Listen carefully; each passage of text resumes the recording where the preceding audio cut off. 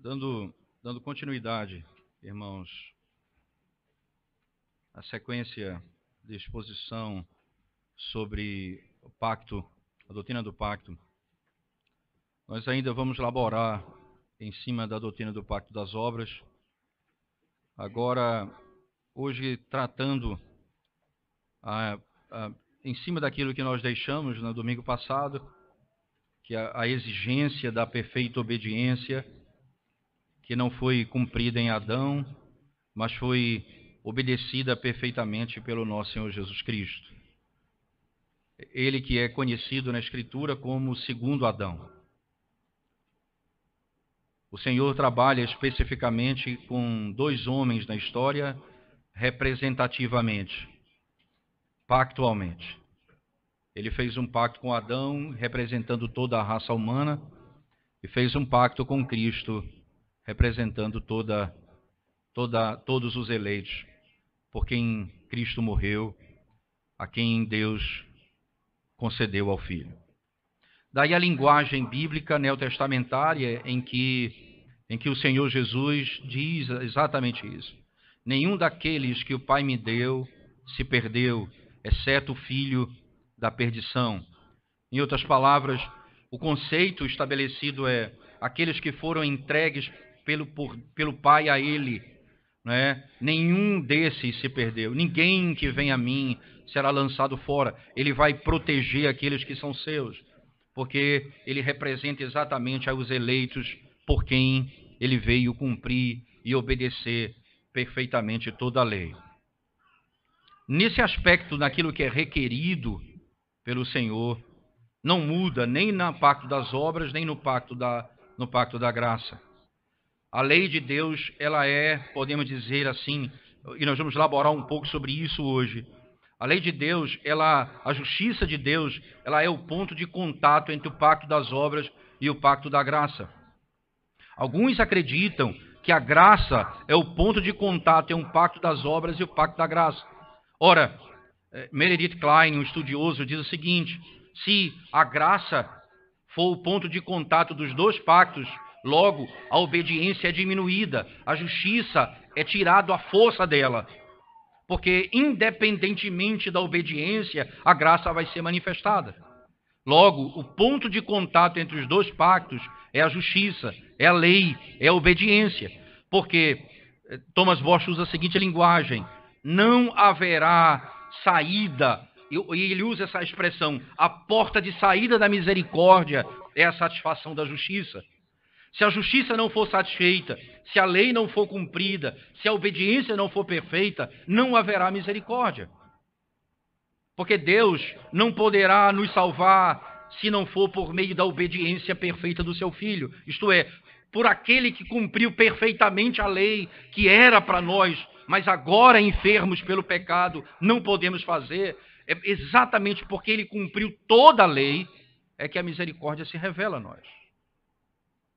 Logo, a graça, ela não é o ponto de contato entre os dois pactos, mas a justiça, sim. Porque a graça e a misericórdia de Deus vem porque a justiça foi satisfeita. E nós vamos ver isso no decorrer da exposição no dia de hoje. Vimos no domingo passado, e apenas pegando desse ponto em diante, tendo como tema principal isso que eu acabei de falar, não é? Então, parece, à luz do que vimos e ouvimos domingo passado, que a sincera obediência não poderia ter sido aceita se não fosse perfeita completamente.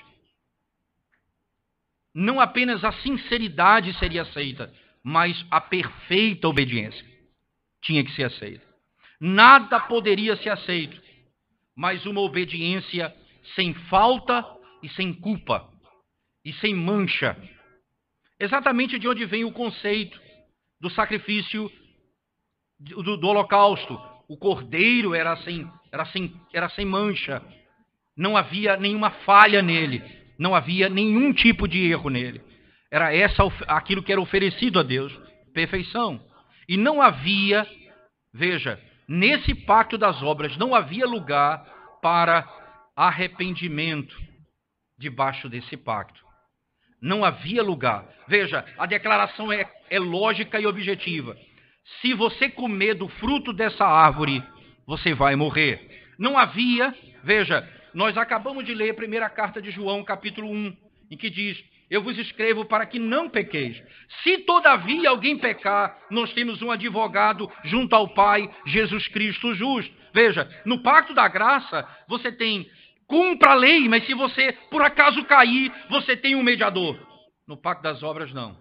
Se você cair, você morreu. Se você pecar, você morreu. Não há esperança para você. Não há misericórdia, não há perdão de pecados nesse pacto. Esse é o ponto positivo. Veja, toda esperança ela é cortada e toda porta para o arrependimento é fechada, porque não haverá mais possibilidade de restauração se Deus não estabelecer um segundo pacto. Aí vem a questão importante. Havia em Adão poder para cumprir a exigência requerida por Deus? Não é? Havia em Adão poder para cumprir as exigências requeridas por Deus? Ele era capaz de responder objetivamente, com total perfeição, às exigências daquele pacto? Parece-nos claro que sim. Primeiro porque, como diz Eclesiastes 7:29, Deus fez o homem reto. E a palavra reto significa alguém que cumpre perfeitamente a lei, as inclinações do seu coração. As palavras de Thomas Boston, comentando esse texto, ele diz assim: havia luz no seu entendimento, santidade na sua vontade e retidão nas suas afeições. Ele diz: havia tal harmonia entre todas as suas faculdades que os seus membros se sujeitavam às suas afeições se sujeitavam à sua vontade, e a sua vontade obedecia à razão, e a razão se sujeitava à lei de Deus. Veja, a retidão tudo era harmônico, não é? Exatamente harmônico. Cada um se submetia ao outro de tal maneira que ele era capaz de obedecer à lei de Deus. Ora, nós temos, como igreja presbiteriana, os nossos símbolos de fé, eles categoricamente declaram princípios como esse. Veja, se nós pegarmos, por exemplo, o capítulo 19 da Confissão de Fé, não é? Quando ele trata, no primeiro parágrafo, ele diz assim, só escute, por favor, e preste bem atenção nisso, sobre a lei de Deus. Ele diz: Deus deu a Adão uma lei como um pacto de obras. Por este pacto, Deus o obrigou, bem como toda a sua posteridade, a uma obediência pessoal, inteira, exata e perpétua. Prometeu-lhe a vida, sob a condição dele cumprir com a lei, e o ameaçou com a morte no caso dele violá-la. Veja o final. E dotou com o poder e capacidade de guardá-la. Deus deu a ele a capacidade de cumprir aquela lei. Como nós ouvimos e aprendemos à luz da Escritura Sagrada. Esse princípio nos ajuda então a compreender que o que Deus requereu de Adão, ele o capacitou para fazer. Agora, deixa eu só colocar ainda a linguagem confessional. Deus fez o homem perfeito, mas não fez o homem imutável. Deus fez o homem perfeito, mas não fez o homem imutável. Só Deus poderia e pode não mudar. Veja, aquele homem, de modo tão claro, ele tinha capacidade para cumprir aquilo que Deus havia ordenado. E não tenha dúvida disso. Interessante, perceba que a linguagem de um teólogo comentando esse texto diz assim: não seria consistente com a justiça e a bondade de Deus o fato dele ter requerido da sua criatura e não ter dado a ele poder para realizar. Alguém, então, rapidamente pode, não é, sacar a arma e atirar dizendo, veja, mas não é o caso do período pós-queda, porque ele requer de nós ainda perfeita obediência e nós não podemos fazer. É verdade. Isso é diferente daquilo que aconteceu lá no Éden, por uma simples razão, né? Porque, de fato, nós perdemos o poder de submeter a obediência à lei de Deus por causa do pecado de Adão. Mas nós temos de lembrar que, embora nós não sejamos capazes de obedecer plenamente como Deus requer, né? Entretanto, Deus não perdeu o seu direito de ordenar perfeita obediência. E isso, então, não mudando o princípio. Veja, ele permanece com a ordem. Eu exijo perfeita obediência. Esse é o padrão de Levítico. Faça isso e viva. Obedeça e viva. Essa ordem não muda. O que Deus disse a Adão no Éden, ele diz hoje para nós. Obedeça e viva. Só que agora, ele apresentou o segundo Adão. Isso então nos induz automaticamente a buscar socorro, porque a exigência dele não muda, mas nós somos incapazes de cumprir. E o que é que acontece? Imediatamente nós somos levados à necessidade de um mediador. Cristo precisa vir. O segundo Adão precisa se tornar realidade, porque senão não haverá esperança para nós. Esse pacto, não é? A autoridade de Deus de ordenar a lei não muda. Depois do pecado, a coisa não se tornou mais suave, a ponto do seu próprio filho ter que vir da glória para tornar-se homem, para morrer pelos nossos pecados. Interessante, nessa forma, o Senhor vai aceitar, não é, a nossa vontade pelas nossas obras, isto é, nós queremos, Senhor, te agradar, nós queremos fazer a tua vontade, mas nós não somos perfeitos. Mas a nossa esperança repousa plenamente no segundo Adão. O que foi que Deus prometeu a Adão? E aqui entra talvez um dos pontos mais complexos de tudo isso que nós temos lidado até aqui. O que Deus prometeu a Adão? Que tipo de vida ele teria caso ele obedecesse? Ele teria uma vida terrena apenas? E esse é um ponto importante, porque não poucos teólogos da nossa geração e no passado acreditam que o que foi prometido aqui foi apenas a perpetuidade no jardim. Seria estranho pensar, não é, que eles ganhariam aquilo que eles têm. Seria estranho pensar que na recompensa que Deus daria a eles, caso eles obedecessem, seria aquilo que eles já possuem. Seria não, o direito de permanecer onde vocês estão. Seria estranho pensar que a recompensa é diferente da punição. E isso você mexe com a justiça de Deus. Ora, porque quando Adão pecou, a queda levou não só a morte física, espiritual, mas eterna. Logo, a obediência só daria vida física por tempo indeterminado na terra. Estranho. Certamente, a desobediência que foi imputada ao homem trouxe condenação eterna, não apenas temporal, não apenas física. Isso, então, levaria a um conceito claro de que aquilo que Deus prometeu seria também algo eterno, não apenas temporal. Então, veja como funciona mais ou menos. Vamos analisar que tipo de vida e que tipo de morte foi dado aqui. Lembre-se, os nossos símbolos de fé, eles usam essa nomenclatura para descrever esse pacto.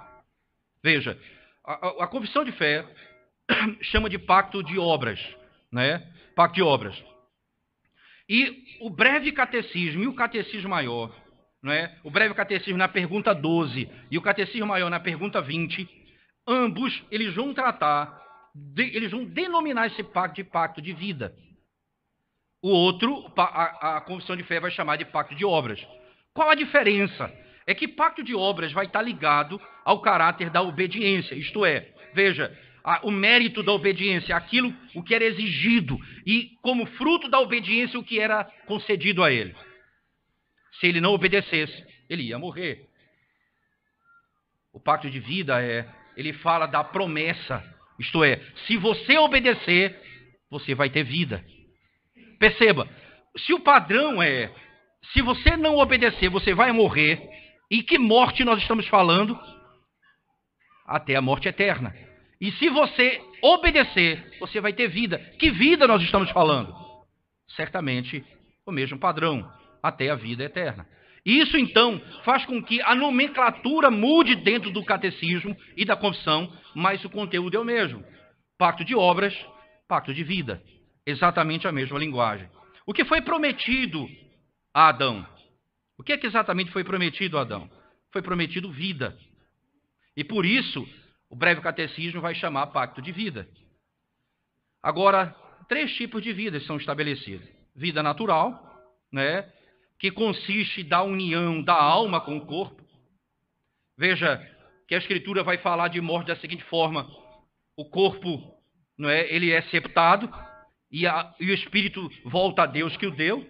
Então perceba que aí a separação do corpo e da alma e do corpo, é o conceito de morte. Então a vida, ela consiste da união entre corpo e alma, porque quando o Senhor cria o homem, ele faz do pó da terra e sopra nele o fôlego da vida. Isso vai ser claro no texto de Gênesis, no capítulo 3, verso 19, quando ele diz, porque tu és pó e ao pó tornarás. Tu és pó e ao pó tornarás. Ele está falando da morte da vida natural, Embora o corpo, fosse feito do pó, naquilo que diz respeito à promessa do pacto, ele teria, sem dúvida alguma, uma vida perfeita durante o tempo do seu teste ali no Éden. Agora, ele foi criado sem nenhum princípio de morte. Ele não foi ferido mortalmente na criação. Não havia nenhum princípio de morte nele. Ele não estava sujeito a nenhum perigo, nenhuma tentação lógica que pudesse ferir a sua alma. Por isso, Deus o fez naturalmente vivo. A sua vida natural teria sido mantida vigorosa, sem nenhum tipo de decomposição ou falência. E ele teria se alegrado e teria vivido com satisfação o conforto desta vida pura, uma vida que não seria misturado com nenhuma dessas misérias e malignidades, inconveniências que agora se vê em todo canto da terra. Ele não teria nenhum tipo de mistura com aquilo que nós podemos ver. Nós nascemos com enfermidades, nós adquirimos enfermidades, as misérias nos alcançam. Essa estrutura era aquilo que Deus tinha dado a ele, vida natural. Mas não apenas a vida natural. Deus também prometeu a ele vida espiritual. Perceba, irmãos, o que é que consiste a vida espiritual? Veja que a vida material ou a vida natural, ela consiste da união entre o corpo e a alma. E a vida espiritual, ela consiste da união da alma com Deus. A alma do homem era, na sua própria natureza, imaterial e imortal, e não estava sujeita à dissolução. Deus concedeu a ele vida espiritual, exatamente na sua criação. Ele vivia em união e comunhão com Deus. E ele foi adornado com essa imagem, ele foi feito a imagem e semelhança de Deus, que consistia em quê? Santidade, justiça e pleno conhecimento. O homem foi feito em santidade, em justiça e pleno conhecimento. Essa imagem de Deus, ela teria continuado nele. O conhecimento de Deus e aquilo que ele deveria fazer nunca teria falhado. Certamente era essa a vontade de Deus. Ele teria mantido a pureza, a regularidade das suas afeições, e isso nunca teria falhado. Ele ainda seria amigo de Deus, o favorito dos céus. E seria assim, sem, de modo claro, se de fato ele nunca tivesse pecado. Ele teria sido o amigo de Deus do pacto. Ele já tinha acesso a Deus. Não havia sombra nenhuma, nada que impedisse ele de falar com Deus. O Senhor tinha comunhão com ele. E certamente haveria plena celebração toda vez que encontrasse o Senhor. Havia plena comunhão. Deus prometeu a ele vida natural e vida espiritual, mas não apenas isso, vida eterna. E aqui é o ponto de maior divergência entre os teólogos. Será que Adão poderia ter conquistado a vida eterna por meio dos seus méritos e obediência?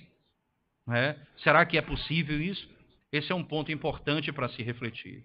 Não é? Por alguns pontos podemos dizer assim, irmãos. Veja, a felicidade eterna, gloriosa nos céus, seria o que foi prometido a ele.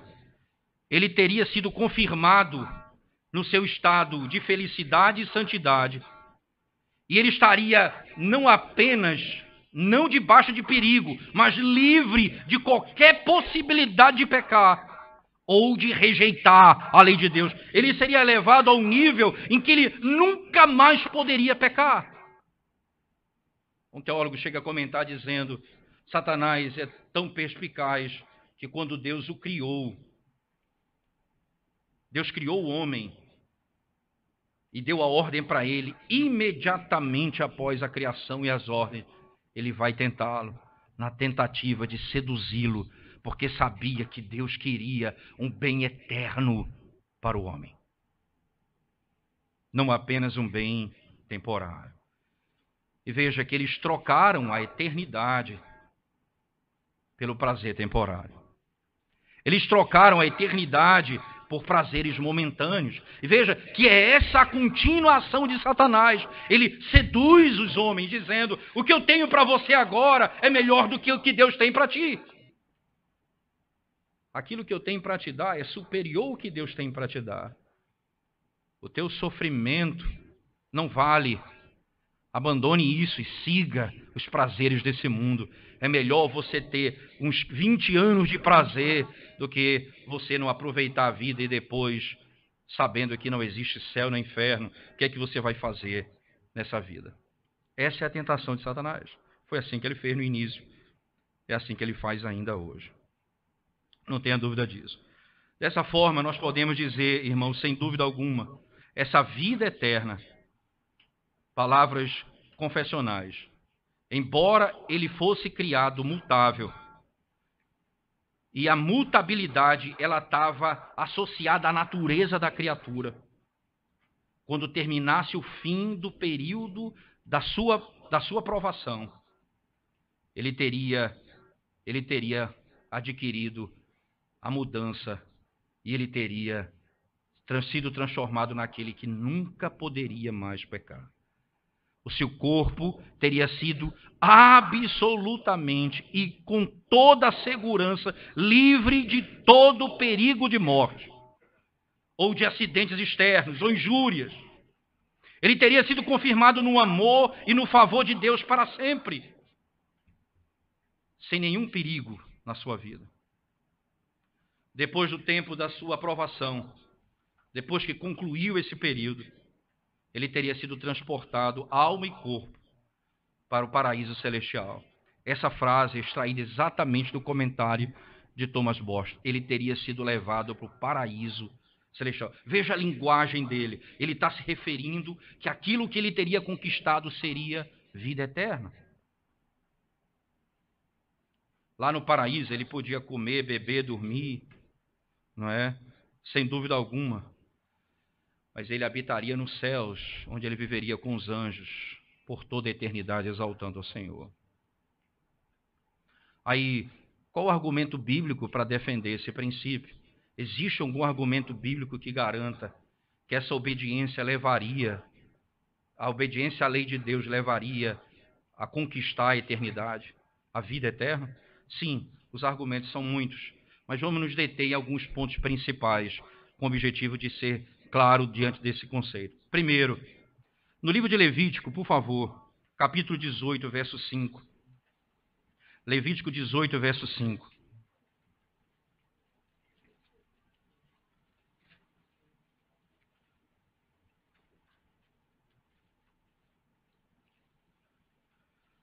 Portanto, os meus estatutos e os meus juízos guardareis, cumprindo-os, o homem viverá por eles. Eu sou o Senhor. Veja, se você vai viver cumprindo os meus mandamentos.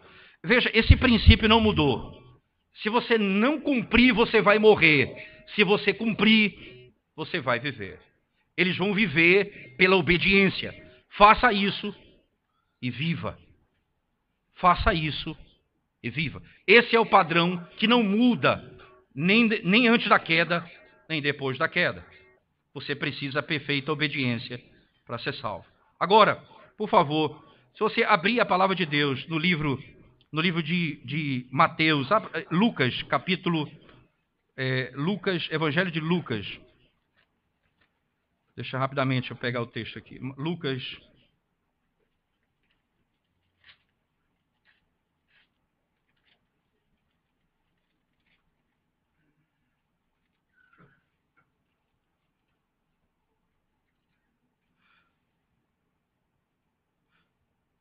Lucas 18, por favor.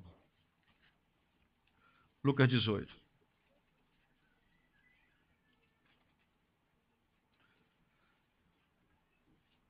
A partir do verso 18.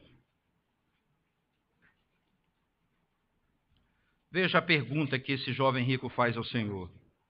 Certo homem de posição perguntou-lhe: Bom mestre, que farei para herdar a vida eterna? Perceba que a pergunta, esse homem era um fariseu. Lembra que anteriormente Jesus conta a parábola do fariseu e do publicano. E o fariseu que queria obedecer à lei e o publicano que era ladrão e tem a sua justificado, não é, porque espera na mediação de Cristo e na obra redentora. O fariseu não é justificado porque depende da sua perfeita obediência. Então, Jesus Cristo vai e estabelece um princípio. Olha, a pergunta dele é: o que faço para herdar a vida eterna? Ora, Jesus Cristo poderia ter dito: creia no Senhor Jesus e creia em mim e você vai ser salvo. Confie na minha obra e você vai ser salvo.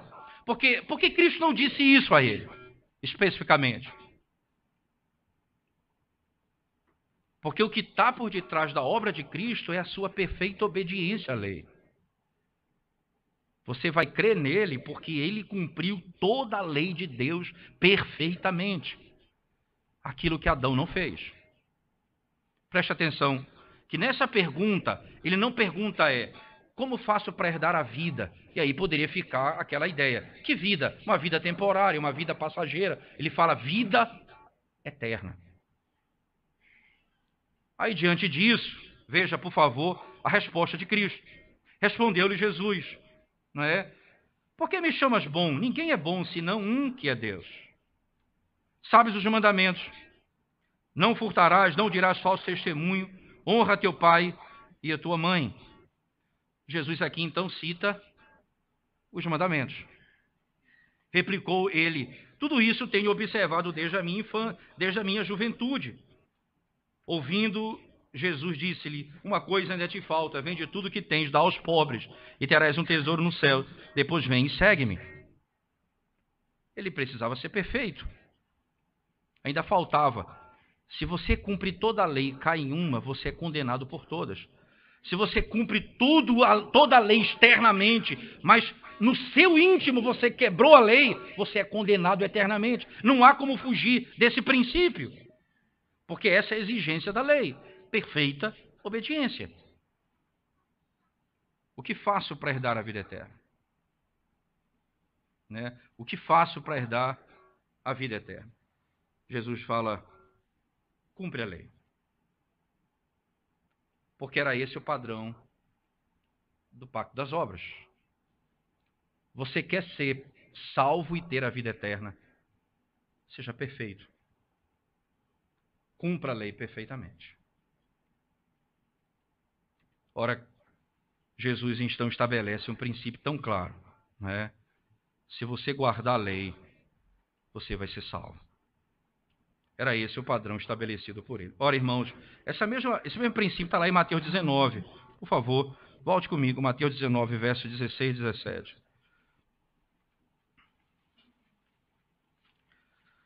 O 16 diz assim, eis que alguém, aproximando-se, lhe perguntou, mestre, que farei eu de bom para alcançar a vida eterna? E a pergunta é, o que eu farei de bom para herdar a vida eterna? Respondeu-lhe Jesus, por que me perguntas acerca do que é bom? Bom só existe um. Se queres, porém, entrar na vida, guarda os mandamentos. Perceba que o que Cristo está dizendo, ora, preste bem atenção. Se você quer entrar na vida, e aqui a palavra vida, você pode pensar, que vida? A pergunta dele é vida eterna. E Jesus só fala vida. Logo, quando ele diz obedeça e viva, ele não está falando viva muito tempo na terra, vida é uma vida longa. A vida implica todos os aspectos dela. Não apenas a vida natural, não apenas a vida de união com Deus, mas a vida eterna. Se você quer ter a vida eterna, cumpra a lei perfeitamente. Porque era esse o pacto das obras. Era assim que funcionava. E é esse o padrão para a salvação. E não há como fugir disso. Eu acho extraordinária a linguagem usada por Thomas Bosch quando ele descreve a diferença entre o pacto das obras e o pacto da graça. Ele fala, o pacto das obras é um pacto em ruínas, mas que muitos se escondem nesse pacto buscando socorro, mas não encontrarão. Porque o edifício levantado por Deus, o pacto da graça, é o que protege o seu povo perfeitamente de todo mal. Você não pode se esconder no pacto das obras, nas ruínas daquele pacto. Se você acredita que pode ser salvo por sua perfeita obediência, você está condenado. Mas lembre-se, foi isso. Não mudou uma vírgula do pacto das obras. A exigência que Deus deu a Adão, Ele dá a você. Você quer ser salvo? Cumpra a lei perfeitamente. Aí vem a ordem. Eu preciso de um mediador. Tem misericórdia de mim, Senhor, porque eu não posso satisfazer a tua justiça.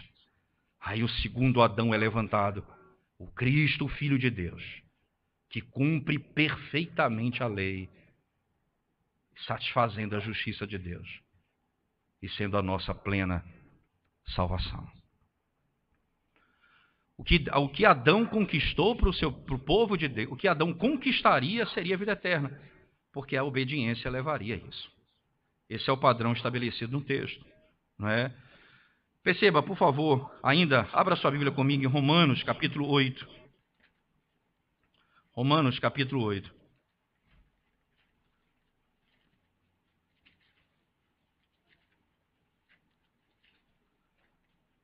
Verso 3 e 4. Diz assim a palavra de Deus. Romanos 8, verso 3 e 4.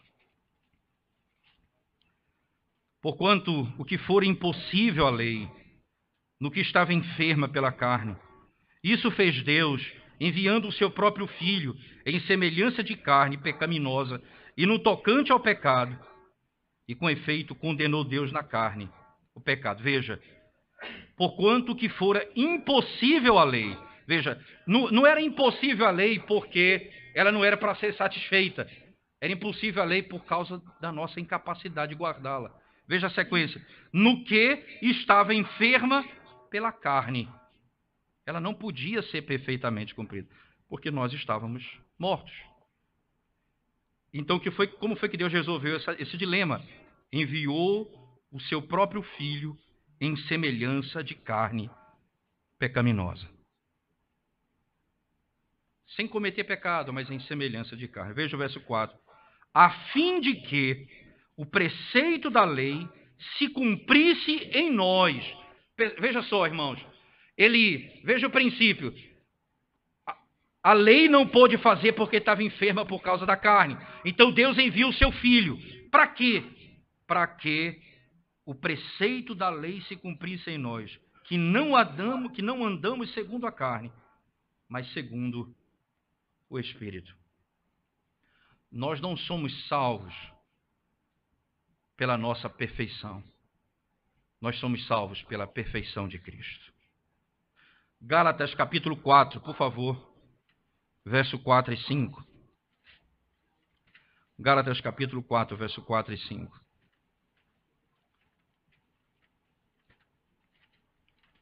Veja o que diz as Sagradas Escrituras. Gálatas capítulo 4, verso 4 e 5.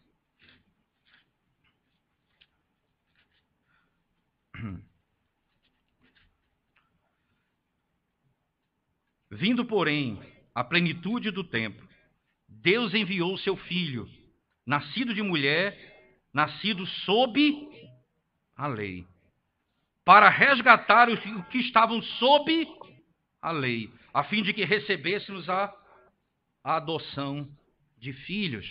Perceba, irmãos, ele veio nos resgatar aqueles que estavam debaixo da lei. Nós estamos debaixo da lei. E o que é que a lei exige?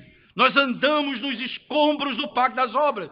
Todos os que estão sem Cristo andam debaixo dos escombros do pacto das obras. Isto é, eles têm de ser perfeitos. Mas isso é o ponto. Se você quebrou a lei um único dia na sua vida, durante toda a sua existência, você está condenado por toda a eternidade. Ele envia o seu Filho para aqueles, ele nasce sob a lei, para que livrasse aqueles que estão debaixo da lei. Como? Ele cumpre a lei que Adão não cumpriu. O que foi conquistado por Adão, por sua desobediência, foi imputado a nós.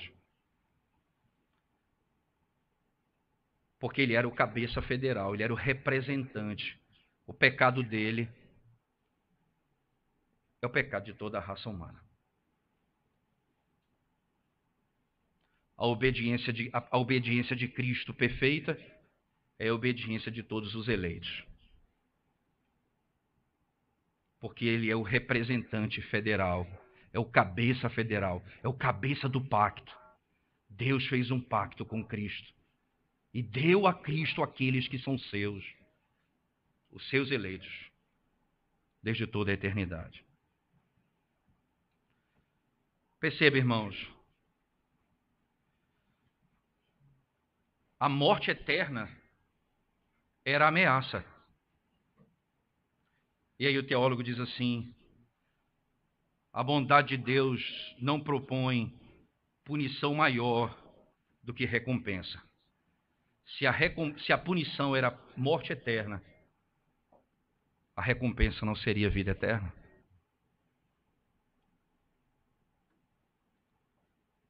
Nós estamos falando do Deus justo.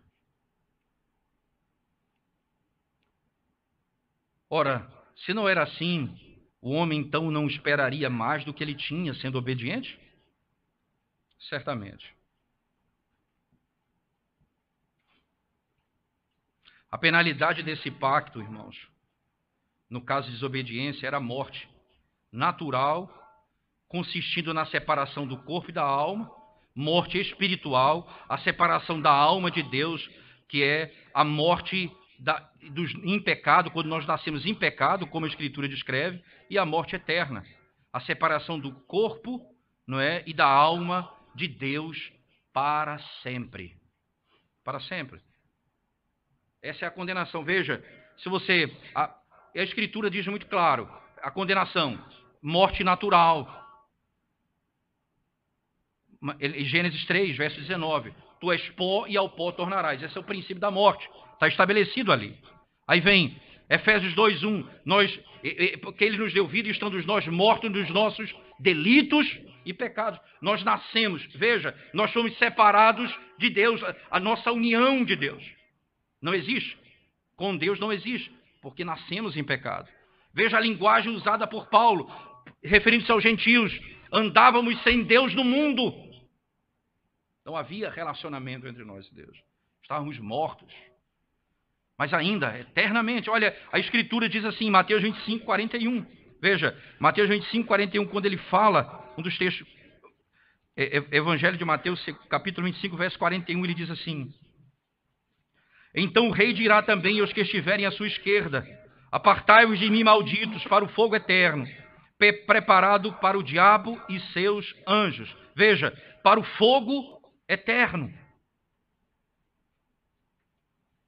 Que coisa interessante, né?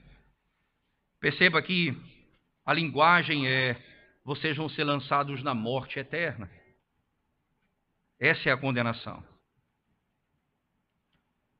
A alma do homem nunca teria morrido se ele não tivesse pecado, porque o salário do pecado é a morte.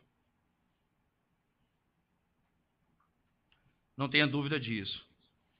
Como que de forma clara a ameaça aconteceu com o homem? Qual foi a primeira manifestação da morte no homem? Ele morreu diante de Deus como Ananias e Safira? Não. Por razões óbvias. Primeiro, porque nasceria da mulher aquele que iria esmagar a cabeça da serpente, ele seria igual, ele teria a nossa natureza, ele seria homem. Então a vida precisava continuar. Ele não viria de anjos. Segundo, não é? A sua alma, ela foi, com respeito à imagem de Deus, ela foi afastada, ela foi borrada, ela perdeu a glória da imagem de Deus. Essa imagem que foi a marca da criação. O seu entendimento tornou-se em trevas, a sua vontade tornou-se em rebelião, as suas afeições impuras e irregulares. Ele perdeu o favor do seu Criador. Ele estava exposto à ira de Deus. Ele estava exposto às flechas do desprazer divino que seriam estabelecidos e lançados sobre a sua alma. Isso foi imediatamente após a sua morte. Desculpa, isso aconteceu imediatamente após o seu pecado. A consciência dele e a maneira de ele ver o mundo foi transformada. Cardos e abrolhos nasceram na sua consciência, não apenas no chão, não apenas no solo, mas também na sua alma. Era difícil sair vida da sua alma, assim como era difícil sair vida do solo, assim como era difícil sair vida do ventre da mulher, pela dor que sofreria. Era difícil sair vida da alma do homem. Cardos e abrolhos, era parto, era sofrimento. A penalidade foi trazida. A sua consciência foi ferida. Ele se esconde no meio das árvores da presença do Deus onipresente. Ele teria ido até o fim, chegado ao inferno, se o mediador não fosse levantado e prometido nascerá da mulher aquele que vai esmagar a cabeça da serpente.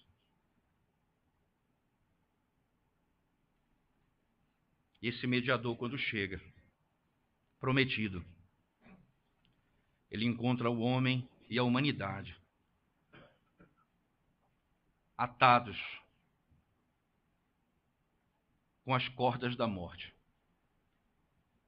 como um malfeitor preso, esperando o dia da sua execução. Sua vida natural foi ferida. E quando ele pecou, ele recebeu imediatamente a ferida mortal, que posteriormente levaria ele à morte. O pecado levou à morte. Ele se tornou mortal. O seu corpo se tornou pronto para a enfermidade, para a dor, para todo tipo de sofrimento e de morte. a coroa da imortalidade que tinha sido colocado pelo seu Criador sobre a sua cabeça quando ele fez o pacto com ele, caiu da sua cabeça. E ele então se tornou sujeito aos terrores desse rei, às angústias desse rei, aos medos desse rei. E essas cordas que amarram os prisioneiros para a morte apenas esperavam um dia para se cumprir a sentença. Mas não apenas dele, mas de toda a posteridade a qual ele representava. Estava sobre os seus ombros toda a raça humana. Era necessário que houvesse alguém que destruísse a morte, o diabo e o pecado.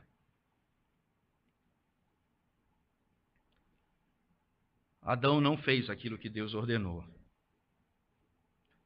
e recebeu a paga do seu pecado, não apenas sobre ele, mas sobre toda a raça humana que ele representava.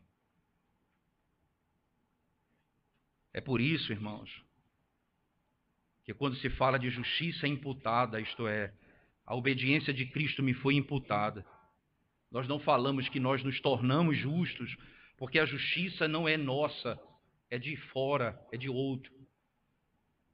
É a justiça de Cristo me foi imputada. Eu não sou salvo por minha justiça, eu sou salvo pela justiça de Cristo.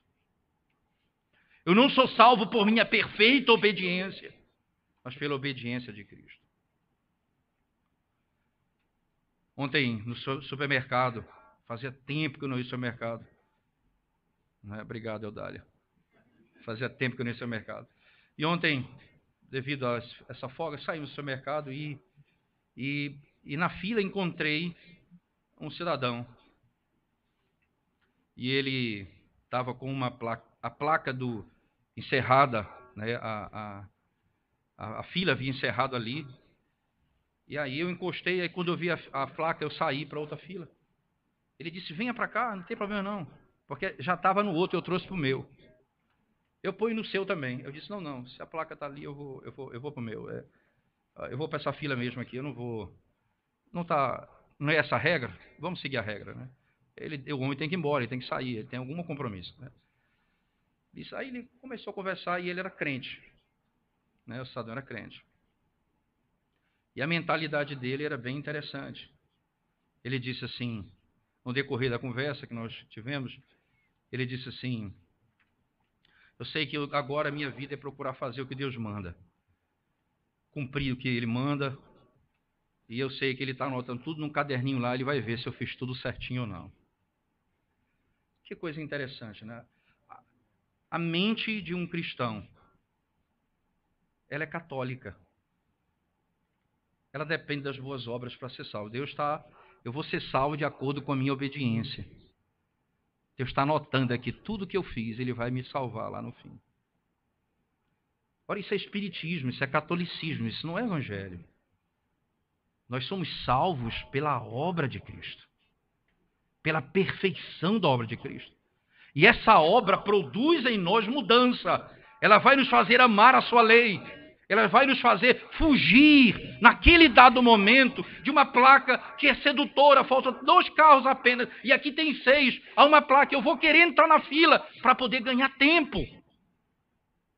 Temor do Senhor, isso é óbvio que Deus vai produzir em você, mas você não é salvo porque você fugiu daquela fila. Você é salvo pela obra de Cristo, pela misericórdia dele. Você percebe como o padrão do homem permanece no pacto das obras? Que engano alguém poder confiar na sua própria obediência para ser salvo. Certamente, esse não é o padrão estabelecido pelo Senhor, e isso deve ser combatido. Veja, por favor, abra sua Bíblia comigo para encerrar esse último ponto. No Evangelho de Lucas, por favor. Evangelho de Lucas, mais uma vez. Segundo São Lucas, capítulo 3.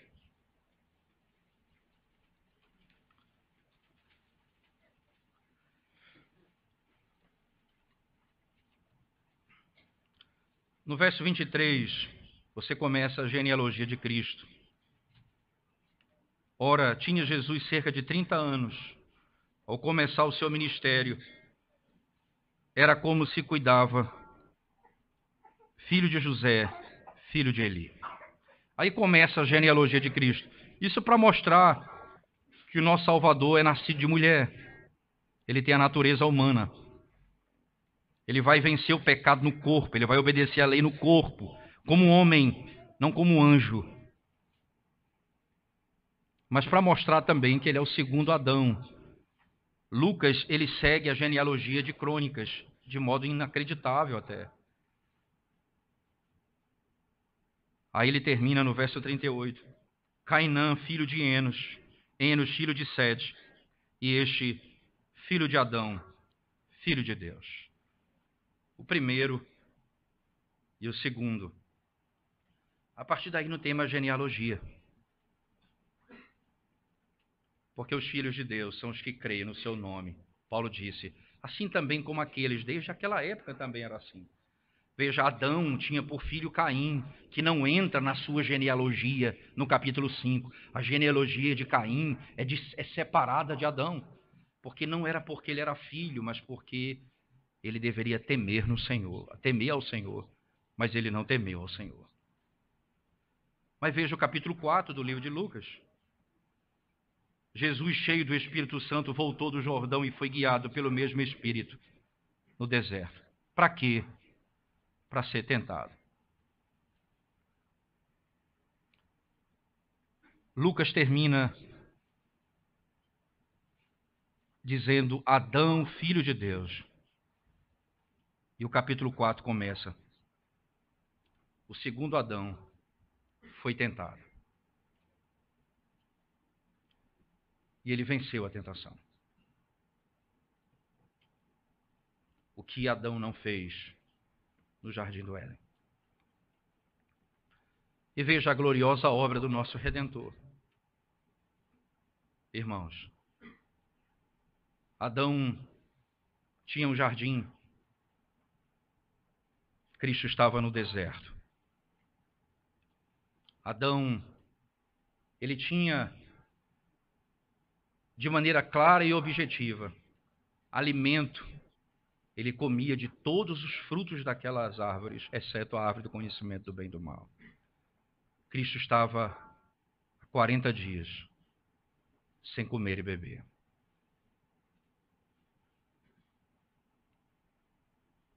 Ele veio exatamente para vencer aquele que levou a raça humana ao pecado. Para Lucas, Jesus Cristo é o segundo Adão, que vence a tentação como foi ordenado pelo Senhor. E o que é que ele conquista para nós? A vida eterna. Porque ele cumpre toda a lei de Deus. Por favor, Evangelho de João, capítulo 17, diz assim, oração de Cristo, ele diz, verso 4, verso 17, ele diz, 17, verso 1 ao 4, ele diz, tendo Jesus falado estas coisas, levantou os olhos ao céu e disse, Pai, é chegada a hora, glorifica teu Filho, para que o Filho te glorifique a ti. Assim como lhe conferiste autoridade sobre toda a carne, a fim de que ele conceda a vida eterna a todos o que lhe deste. Veja, eu vou conceder vida eterna a todos os que o Senhor me deu. Ele veio conquistar a vida eterna. Mas veja o verso 3. E a vida eterna é esta, que te conheçam a ti, o único Deus verdadeiro, e a Jesus Cristo, a quem enviaste. E como isso foi conquistado, irmãos? Verso 4. Eu te glorifiquei na terra, consumando a obra que me confiaste para fazer. Eu fiz tudo o que o Senhor me ordenou fazer. Eu cumpri todas as tuas exigências. E essa é a vida eterna. Se você conhecer a Deus e a mim, disse o Senhor Jesus Cristo, você tem a vida eterna.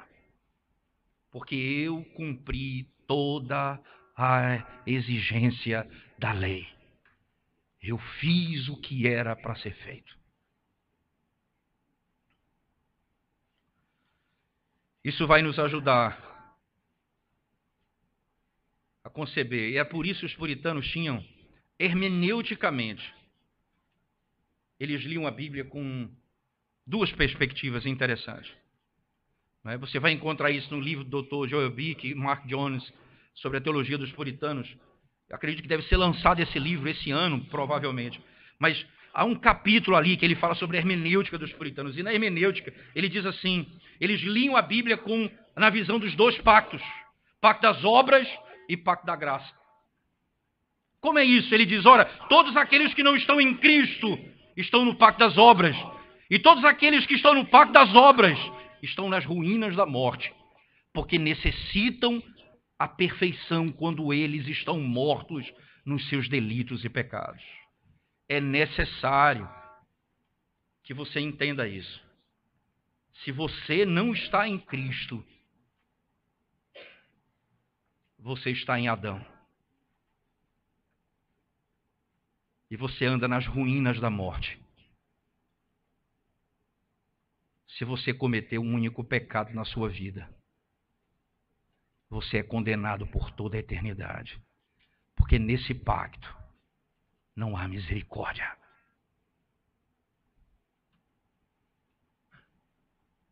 Corra para Cristo. Filhinhos, eu vos escrevo para que não pequeis. Se todavia alguém pecar, nós temos o segundo Adão, o mediador da aliança, o Filho do Deus Altíssimo, o nascido de mulher, sob a lei, e ele está lá, cumprida toda a lei de Deus. Ele se apresenta diante do Pai. Toda a lei, toda a justiça e todo o juízo foi obedecido. Essa é a esperança para você que está sem Cristo hoje. Essa é a exigência de Deus. Corra para Cristo. Que é a esperança para você. Mas que alegria, irmãos, nós como crentes do Senhor podemos ter nessa doutrina. Sabermos isso. O Senhor ama a obediência. E como filhos amados, que fomos salvos pela obediência do nosso Salvador, que fomos redimidos pela obediência do segundo Adão, o nosso amado Salvador, Jesus Cristo. Nós que fomos salvos por Ele, nós devemos amar a obediência. Não para adquirirmos a salvação, mas porque nós queremos ser como Ele é. E aqueles que amam a Deus, guardam os seus mandamentos. E têm prazer em fazer a vontade de Deus. Sem dúvida alguma, essa é a marca da igreja. Se Deus permitir, no próximo domingo nós vamos trabalhar especificamente sobre a árvore da vida e a árvore do conhecimento do bem e do mal. Qual o significado dessas duas árvores no pacto? E por que Deus fez um pacto de obras? Qual o propósito final desse pacto? Nós vamos então laborar nesse tema, se Deus permitir, no próximo domingo. Vamos orar ao Senhor mais uma vez. Senhor, nós te damos graças por tua palavra e pelo privilégio que temos de refletir sobre a glória do teu Filho. Aqui nós aprendemos a amar cada dia mais. Aqui aprendemos, ó Deus, a adorar cada vez mais e a servir, porque, Senhor, tu és a nossa salvação e a nossa esperança. Tu és a nossa alegria, o nosso conforto. Mesmo feridos de morte, temos a vida eterna. Como o Senhor disse, aquele que crê em ti, ainda que morra, viverá. Bendito seja o teu nome, porque temos, ó Deus, a vida eterna, por causa do teu Filho, o nosso Senhor, o nosso amado pastor, o Cordeiro de Deus, o Filho do Deus Altíssimo, quem amamos e servimos. No nome dele oramos. Amém, Senhor Deus.